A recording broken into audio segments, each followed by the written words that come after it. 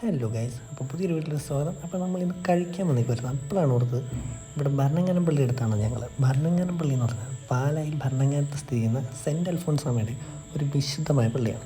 അപ്പോൾ ഞങ്ങൾ കഴിക്കാൻ വരുന്ന എല്ലാം ഇതിൻ്റെ സൈഡ് വഴിയാണ്. അപ്പോൾ ഈ പള്ളി ഒന്ന് ജസ്റ്റ് ഓടിച്ചു വിട്ട് കാണിക്കാമെന്ന് കരുതി. ഇന്നിപ്പോൾ വലിയ തിരക്കൊന്നുമില്ല, വെള്ളിയാഴ്ച ആയതുകൊണ്ട്. അപ്പോൾ ഇതാണ് പള്ളിയുടെ സൈഡ് വശമൊക്കെയാണ്. ഞങ്ങളിവിടെ നിന്ന് വെള്ളമൊക്കെ എടുക്കുന്നത്. ഈ നാടും വെള്ളമൊന്നും ഇല്ലാത്തത് നല്ല രസമുണ്ട് കാണാൻ, തെളിഞ്ഞ ആകാശം കാര്യങ്ങളൊക്കെ. അപ്പോൾ ഇതിവിടെ നിന്ന് നമുക്ക് കൊന്തകൾ, മാല അങ്ങനെയുള്ള പള്ളിയിലോട്ട് മേടിക്കേണ്ടതും അല്ല നമുക്ക് സ്വന്തമായിട്ട് മേടിക്കേണ്ട കാര്യങ്ങളൊക്കെ കിട്ടും.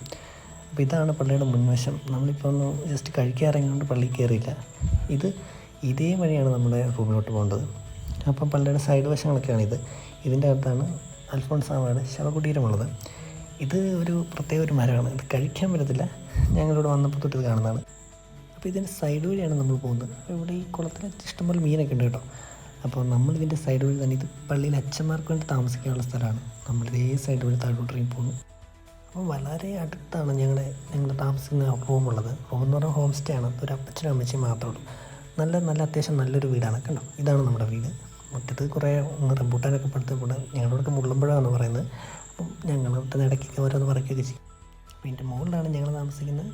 ഞങ്ങൾ സ്ഥിരം ഇതുവഴി കയറി ഇറങ്ങുന്നത് വലിയ ബുദ്ധിമുട്ടല്ല, എങ്കിലും ഇടയ്ക്കൊക്കെ നല്ല പാടാണ്. ഇതാണ് ഞങ്ങളുടെ റൂം. അപ്പോൾ ഇന്നിപ്പോൾ ഇത്രേ ഉള്ളൂ. ഇനി പുതിയൊരു വീഡിയോ ആയിട്ട് വരാം. ബൈ.